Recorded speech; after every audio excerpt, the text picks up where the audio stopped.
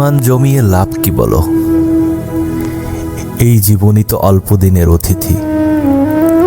আজ আছি, কাল নেই, তবু আমরা কত যত্নে জমাই রাগ, কষ্ট আর না বলা কথার ভার। একটু ভেবে দেখো, যে সময়টা হাসতে পারতাম সেই সময়টাই আমরা নষ্ট করি।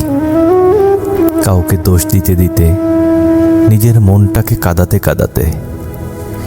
শেষ বিকেলের রোদ যেমন ধীরে ধীরে মিলিয়ে যায় অচেনা অন্ধকারে, ঠিক তেমনই একদিন আমাদের এই ব্যস্ত জীবন থেমে যাবে।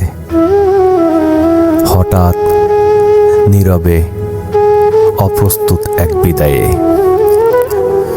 তখন কি মনে পড়বে না, আরেকটু ভালোবাসতে পারতাম, আরেকটু ক্ষমা করতে পারতাম?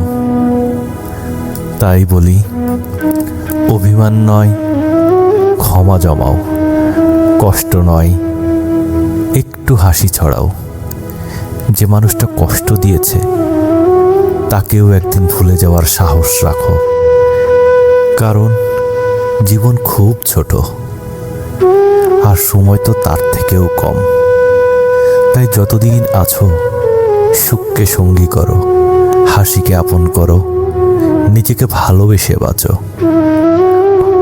হয়তো সবকিছু ঠিক হবে না, তবু মনটা হালকা থাকবে। আর একদিন বিদায় নেবার আগে অন্তত একটু বলতে পারবে, আমি বেঁচেছিলাম সুখকে সঙ্গী করে।